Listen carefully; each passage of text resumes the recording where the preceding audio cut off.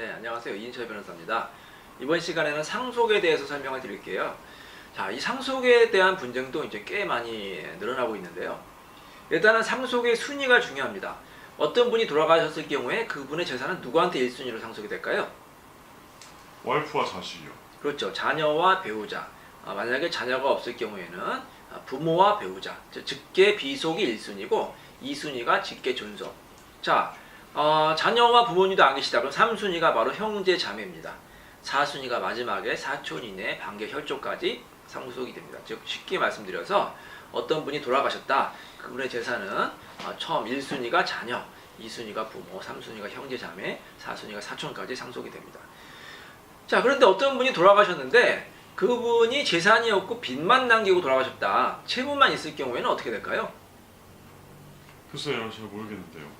이 경우에도 상속이 됩니다. 혹시 모르시는 분들이 있는데요.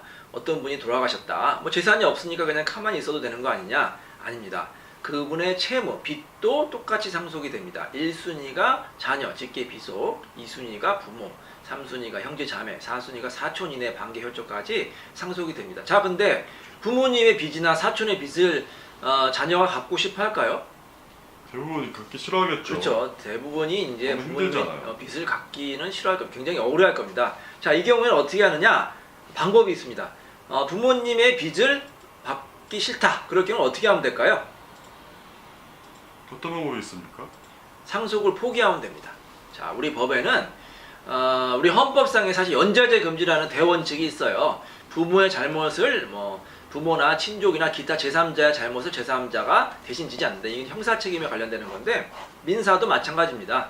부모님이 어떤 사업이나 어떤 빚을 졌다. 이 경우에 자녀까지 대물림되는 것은 가혹하다. 이런 취지상 자녀 같은 경우에는 부모님의 빚을 떠안을 수도 있지만 부모님의 빚을 받지 않을 수도 있습니다.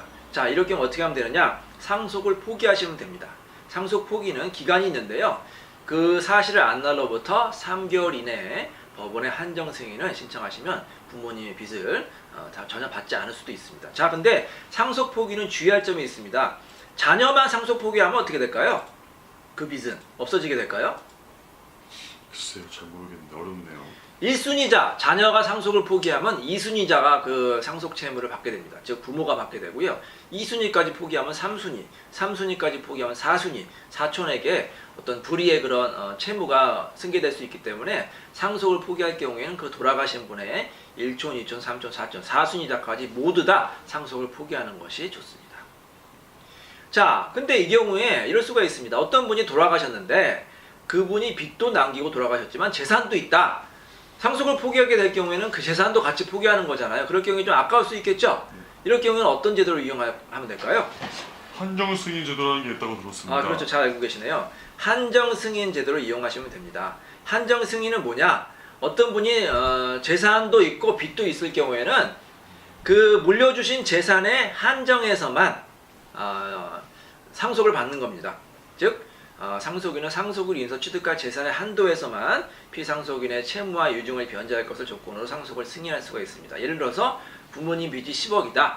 근데 어떤 부모님이 집이라든지 땅 같은 재산까지 물려주셨다.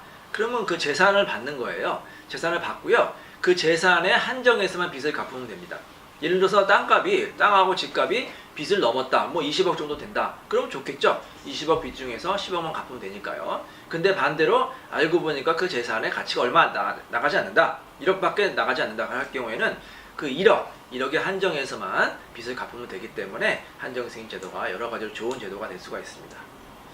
자, 그러면 어떤 분이 돌아가셨을 때는 그분의 재산이 얼마가 있고 채무가 얼마가 있느냐 이걸 알아야지만 상속 포기를 한다든지 한정 승인을 한다든지 할 수가 있는데 이 상속재산 조회 제도가 있습니다.